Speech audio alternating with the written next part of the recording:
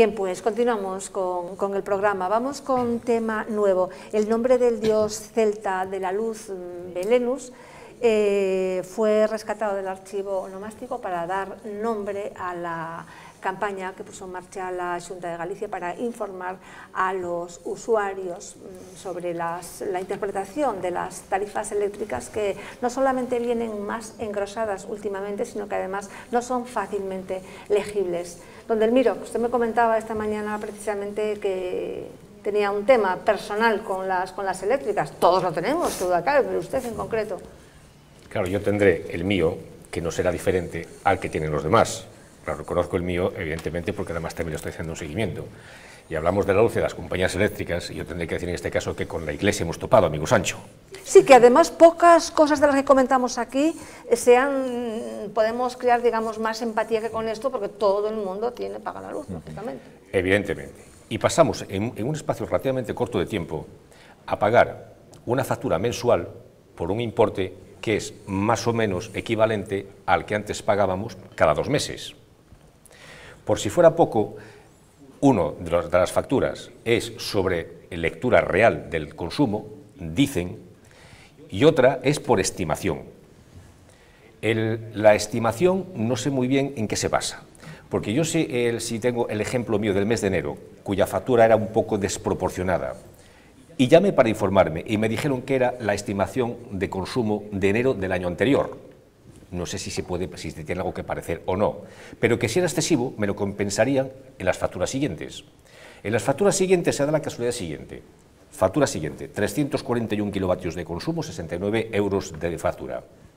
Bien, entiendo, al poner los kilovatios, que es lectura.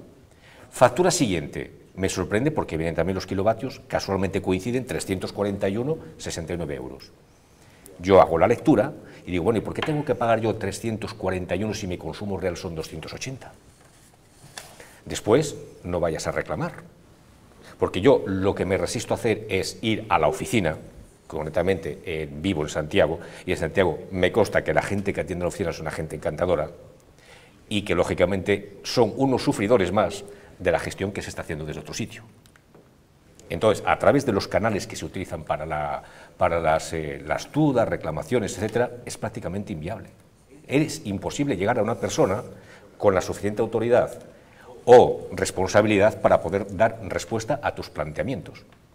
Claro, la compensación esa que te dice será el mes siguiente, ya pasaron 3 desde el mes de enero, y claro, te llega a pensar, a lo mejor es el mes siguiente, pero también están pensando la llegada del AVE, es el año del AVE. Muy bien, don Vieito. Eu penso que está motivado porque esas empresas, en algúns casos multinacionais, queren abaratar custes, queren ter grandes ganancias e, sobre todo, queren conseguir obxectivos para que esas primas que teñen de incentivos os altos executivos podían cobrar 6.000 euros, 6 millóns de euros ao ano, que isto é unha auténtica barbaridade que tiña que estar sempre regulado, e as oficinas de defensa dos consumidores e todo máis, tiñamos que ser moito máis solidarios con elas para activar de aí unha conciencia cívica que impedira todo ese abuso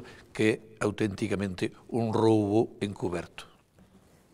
Está claro que cuando hacen esas facturas y la estimación, a mí me ha pasado también lo mismo, y entonces también he reclamado por el tema también de las estimaciones.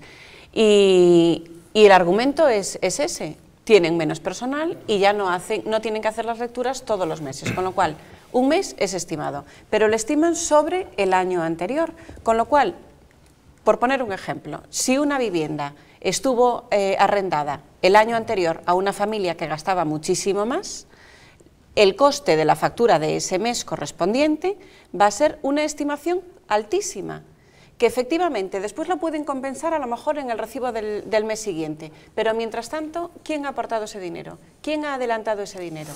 Que no es justo.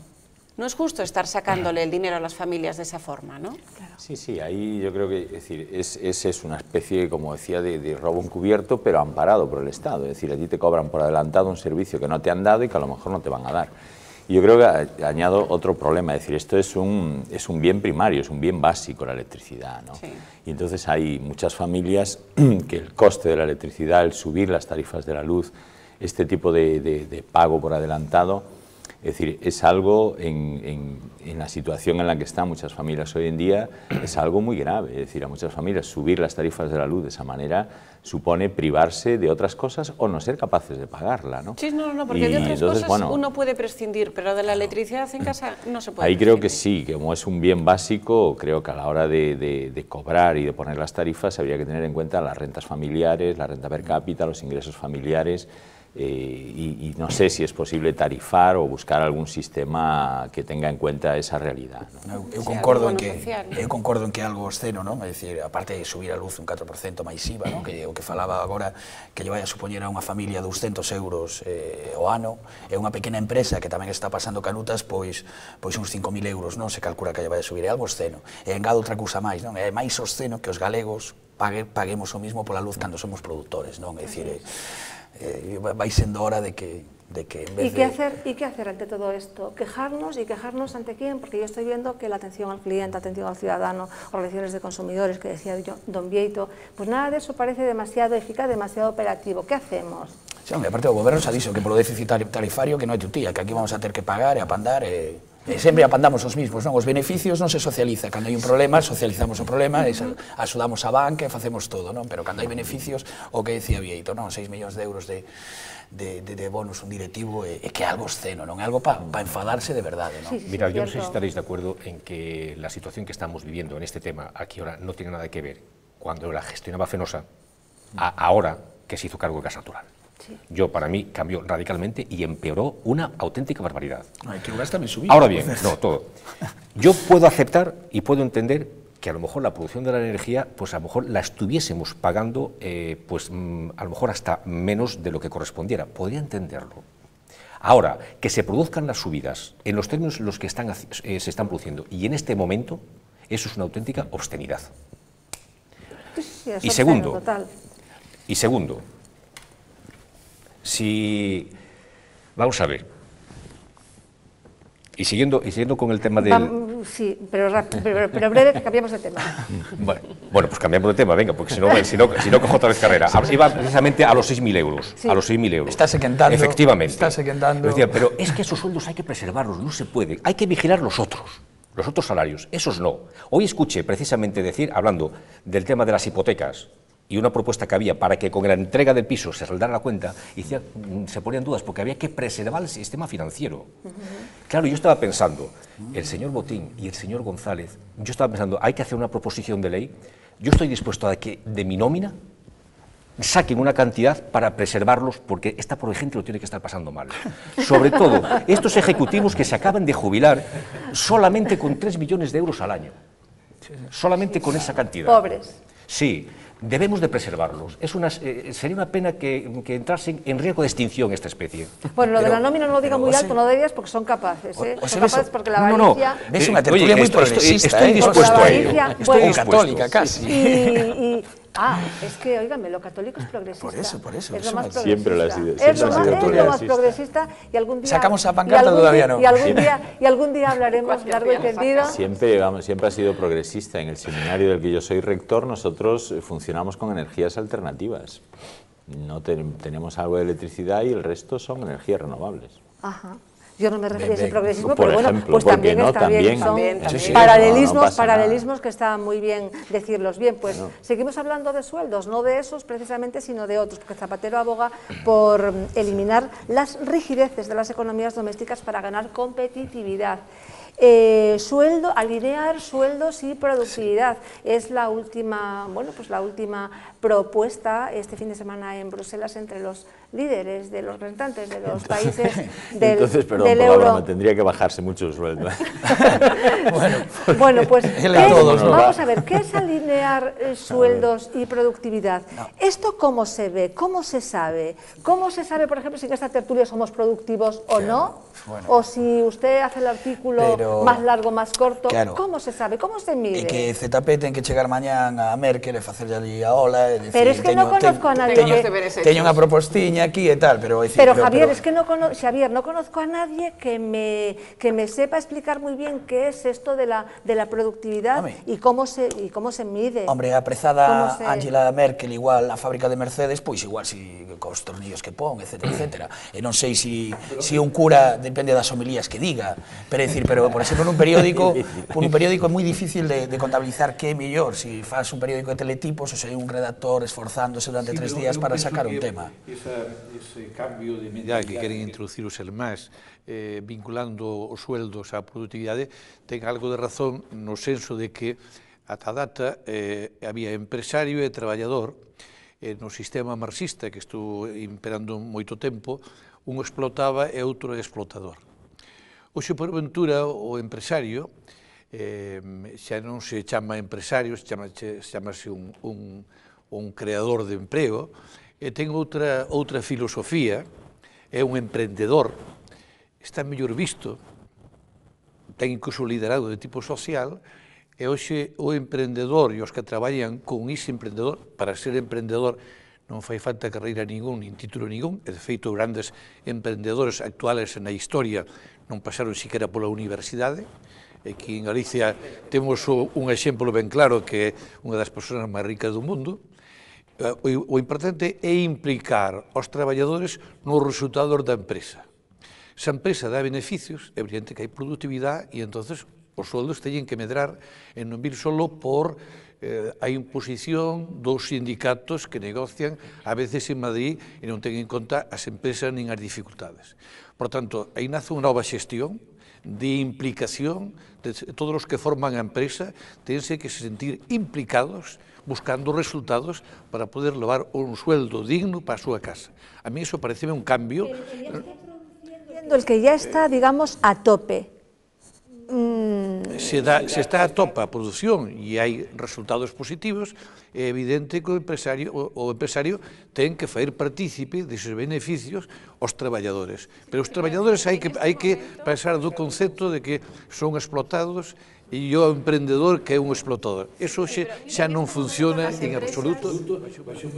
Las empresas no tienen demasiados beneficios.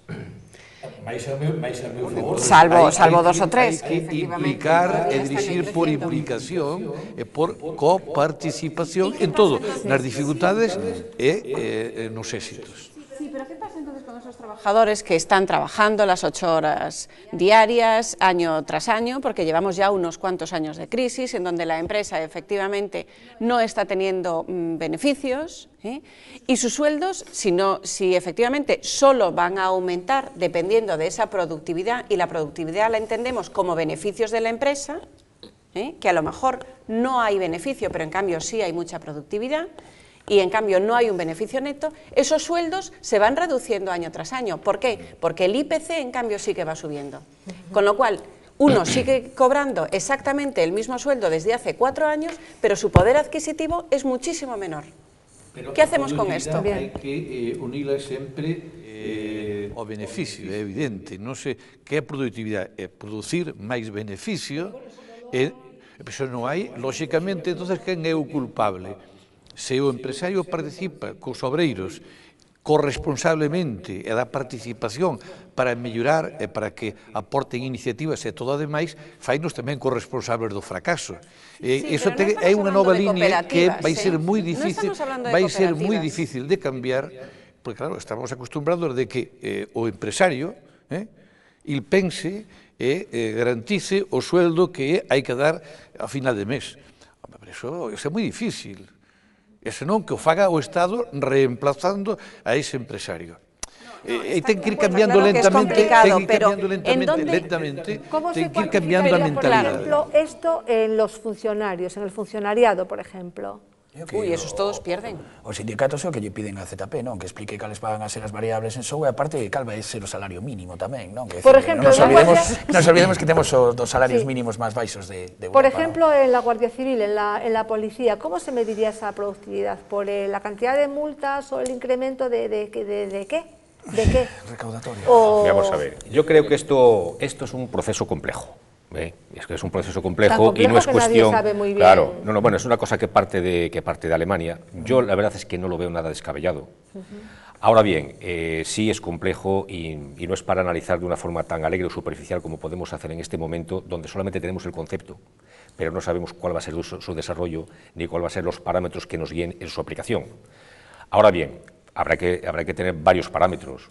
Uno, lógicamente, atendiendo pues a lo mejor esos incrementos de IPC, etcétera, etcétera, para que lógicamente no se pierda ese poder adquisitivo, pero vincularlos, como decía Vieto, a lo que es a la propia productividad, yo creo que no es nada descabellado. Y os pongo un ejemplo.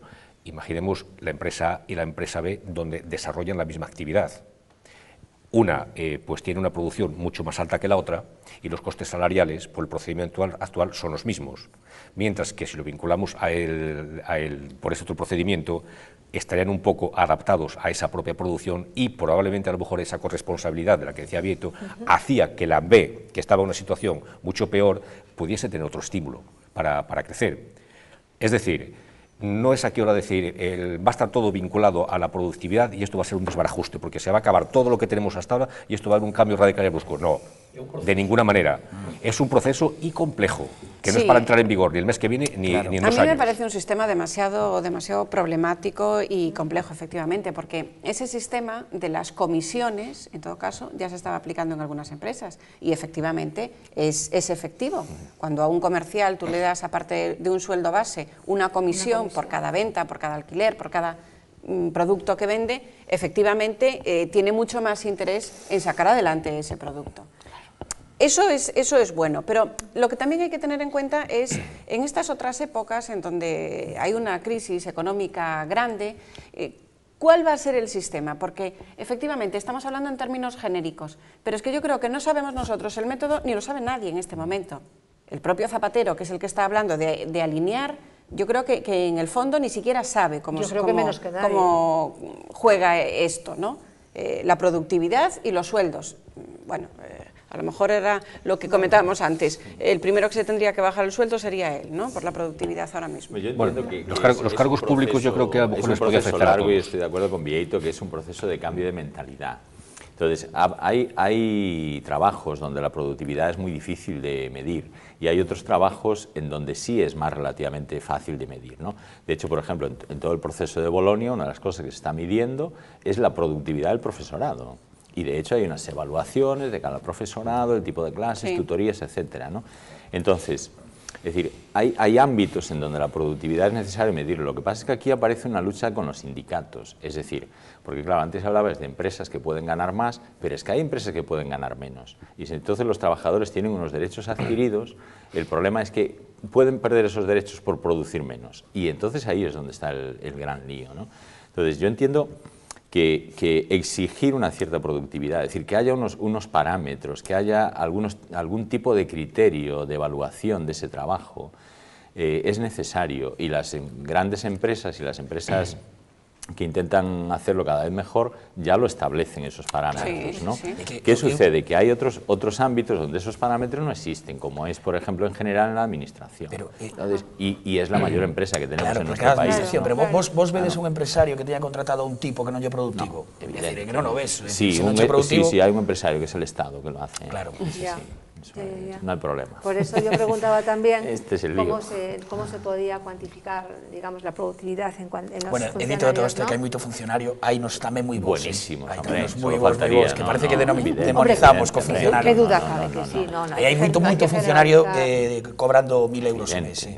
Y luego también, vamos a ver, la productividad, a veces hablábamos de grandes empresas, de Mercedes por ahí, pues a lo mejor la productividad en Mercedes es también difícil de medir porque es el chaval que aprieta un tornillo, que aprieta un botón o que enciende las luces, es tan necesario como el director general. Porque el director general, sin aquel chaval que pone los tornillos o que enciende las luces, tampoco funciona. Bueno, entonces, pues es un poco en la línea que tú decías, que está todo relacionado. España, vamos a ver, ¿España está en guerra o no? Voy a prescindir de la entradilla que tenía preparada, bueno, para que tengamos más tiempo, que me han dicho que me queda ya poquito. minutos para ver, ¿estamos en guerra o están en misión de paz? Sí, no, en misión de paz no, pero es guerra, es intervención, es que porque parece que quiere omitirse esa palabra. Bueno, yo nada más, no iba a hacer la entradilla, pero sí voy a decir, por ejemplo, que bueno, el señor Blanco, el gobierno se ha empeñado en querer convencernos de que antes no, pero ahora sí, que antes era legal, que ahora es legal y que ahora es una guerra, bueno, pues, o una intervención súper guay, ¿no? Que no hay foto de las Azores, pero bueno, tenemos que decirle que sí, que hay foto de París, aunque no sea de las Azores, ¿no? Venga, estamos en guerra, ¿qué intereses hay? ¿Por qué unos sí, otros no? ¿Quién lidera esto? ¿Cuál es el fin? Estamos en guerra, punto. Es decir, nos hemos metido con una coalición en donde lo que estamos es bombardeando a los recursos de un señor que puede ser un dictador y que está masacrando a su población, ¿de acuerdo? La pregunta es ¿por qué no hacemos eso en otros sitios? Entonces, claro, es decir, resulta de difícil justificación que unas veces se pueda aceptar este tipo de intervenciones, otras veces no. Claro, por otra parte, evidentemente, es decir, bueno, hay un tirano que está masacrando a su población, ¿no? Entonces, eso hay que evitarlo, pero es que eso sucede en otros lugares del mundo. ¿Pero quiénes son los líderes de los rebeldes, además? Porque aquí no estamos defendiendo, no, por esto yo si no son también impresentables terroristas. Yo lo estoy un poco planteando los interrogantes que a mí se me ocurren ante eso, ¿no? Es decir, a mí me resulta difícil aceptar que una persona pueda masacrar a su población y la comunidad internacional no intervenga. Me resulta difícil de aceptar, pero también me resulta difícil de aceptar que la comunidad internacional intervenga cuando le interese y donde le interese. Y que hay otros 32 lugares donde también habría que arreglar la cuestión de los dictadores. Problema, ¿no? En este caso, además, hay otra incógnita, y es que efectivamente estamos en una guerra, pero ¿qué objetivo tenemos? Sí. Porque eso, hace 4 días, Rodríguez Zapatero decía que el objetivo era echar al presidente, al dictador. Pero en cambio, ayer en el Parlamento nos dice que únicamente es una misión de paz, que vamos a defender a los civiles. Entonces, bueno, yo creo que ni siquiera el propio gobierno que nos ha metido en esa guerra sabe cuál es el objetivo. Esto a lo mejor tendríamos que empezar por dilucidar este tema. Es que parece que nadie lo PP sabe. votó a favor tamén, No, que o PP tamén votou a favor. Sí. Ojo, cosa que no se... No estoy de acuerdo. Vamos a ver, cosa que no se... Izquierda Unida todo o mundo votou a favor.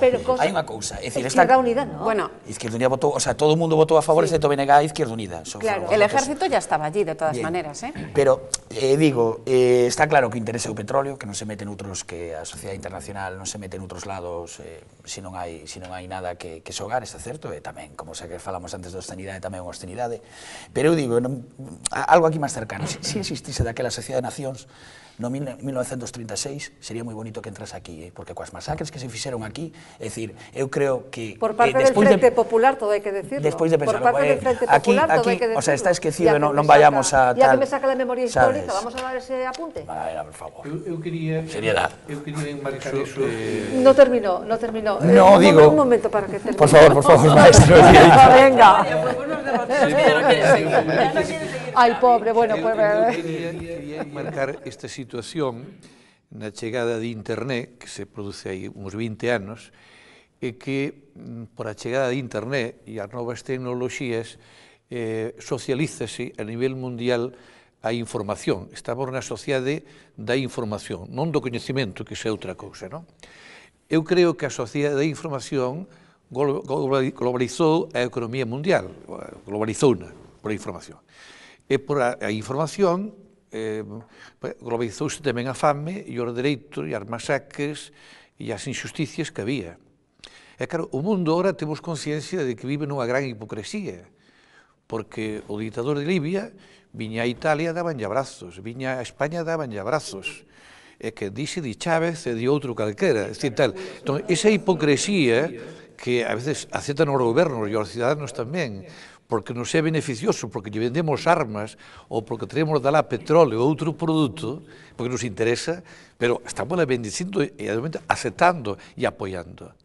E iso é algo que a nivel do mundo estáse creando unha conciencia a ese nivel, gracias aos medios de comunicación, penso que é impresionante, e hai casos magníficos como é o de Egipto, que pacíficamente non se enfrentaron a unha guerra, E iso é admirable e é plausible, pero quer dizer que hai moita hipocresía entre os gobernos, entre as forzas que nos representan, e que nós a veces como ciudadanos tamén participamos coa nosa conduta. Claro, pero o sátrapa en Egipto marchou, abandonou, e aquí non, os empezou a bombardear o povo, non? E creo que, despois de pensalo moito, non, de si estás a favor ou en contra, eu creo que a comunidade internacional é lícito que interveña neste caso, non? Contratando soldados mercenarios, que non un pobo contra pobo, sino decir, soldados mercenarios con armamento que lle vendemos nós. Porque hai hipocresía da sociedade internacional e de tal, donde hai interés va el tío San, e donde non hai interés vamos todos, e se non hai intereses, pues quedamos na casa. Nos ha dejado con en fin, así bueno, mal, nos ha dejado mal. E aparte, o que está conseguindo este problema é que casa dous polos, non? Uns a favor, como... Me dicen que me queda un minuto, pero no quería despedir el programa sin introducir el último de los temas que tenía, que es sobre la Semana Galega da Filosofía, que precisamente lo que sí me gusta de esto es que eligió el tema de la mentira, un tema con el que estamos especialmente sensibilizados, la mentira en general, en todo lo que tiene que ver con el ser humano, los medios de comunicación, la política, la historia, etcétera, etcétera. Esto se va a celebrar en abril, tiempo tendremos de hablar de todo esto, pero un avance sobre la mentira, de cómo la mentira está institucionalizada en nuestra sociedad y lo tolerantes que somos con ella. Deixen dar unha anécdota. O meu amigo Carlos Casares, moi rápido, decía que tiña dous amigos e un mentía moito. E decía yo que non mentía. E como mentes tanto? E decía yo que mentía. É que a verdade é tan aburrida. Por tanto, a verdade é moi aburrida. Hai que diferenciar entre mentira, calumnia e hipocresía. A veces hai mentiras piadosas ou algo que non fan absolutamente daño ningún. E, de feito, o rapaces e a xente ou algo, por non fazer sufrir, a veces aparentamos unha cousa que é mentira para... Sobre la mentira. Pero o malo é a calumnia e a hipocresía. Que antes le corté que no... Yo creo que la mentira no es más que una verdad que todavía no ha sido descubierta. Todo es mentira. La verdad, cantaba Manu Chao. Esperemos que no sé si es todo mentira, y además lo que tenemos que pretender es que en la sociedad no esté... Bueno, ya está instaurada la mentira, efectivamente, pero que ¿Cuántas veces mientes o día, María? 25, 27. Yo intento no mentir. Creo que tiene razón. O se mira para otro lado. No. Creo que tiene razón, Vieito. La mentira tiene un componente de voluntariedad, que es lo malo. Otra cosa es el error. El error, bueno, todos podemos equivocarnos. Cuando la mentira supone, se mueve en el terreno de la calumnia, que supone un algo de voluntariedad. Es decir, la mentira yo la hago sabiendo que miento y queriendo hacerlo. Otra cosa es que me equivoque, que todos nos podemos equivocar. Pero ¿y cuántas veces se da eso en el ámbito social? Mentir es decir lo contrario de lo que se piensa con la intención de engañar. Eso lo estudiamos en el catecismo, claro, lo tenemos incorporado. Sabemos que es mentira y lo debemos hacer. La mentira no sé si es en la Semana de la Filosofía, pero sí yo creo que es algo sobre lo que se puede filosofar y mucho. Está instaurada e institucionalizada en nuestra sociedad, yo creo que en todos los estamentos. Y lo más lamentable de todo es que ya la tenemos, yo creo que asumida y aceptada.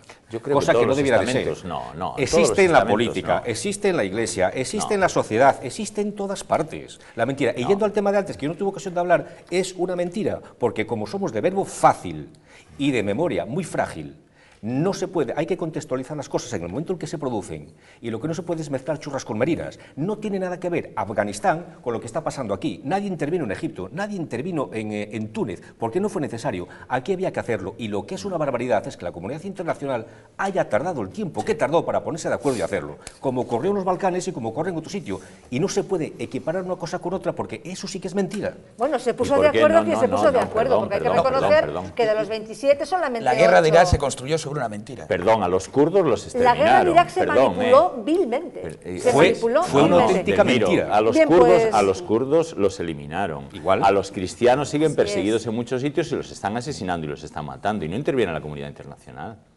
¿Por qué sí en Libia? Lo decía también Sebea hace un rato. ¿Y por qué no en Israel? Pues también, ¿por qué no? Bien, pues nada, hasta aquí entonces, el programa. Los intereses políticos. Don Delmiro, don Javier, doña María. Xavier, Magdalena. Xavier. Ah, ¿qué he dicho? Javier. Ay, perdón, Xavier. ¿Ve esas cosas de esos son errores, no son mentiras. Sí. Son errores, claro, son errores. Por supuesto, son pequeños. Aceptable que son de verdad. Don José Ángel, claro. Don Vieito, pues muchísimas gracias a los 5 por estar aquí. Perdón por estar ahí un poquito retujados, pero bueno, pues fue... o sea, que cabe uno más, que cabe uno más aquí, ¿no? Que cabe uno más aquí. Bueno, pues de ahora en adelante, venga, 6, conmigo 7, un número mágico. mágico por excelencia. Gracias a todos ustedes por acompañarnos un miércoles más. Nos despedimos. Hasta la semana que viene. Sabe que pueden vernos en redifusión los domingos hacia las 11:10, después de Manolito Gafotas, y hasta el miércoles, que sean felices.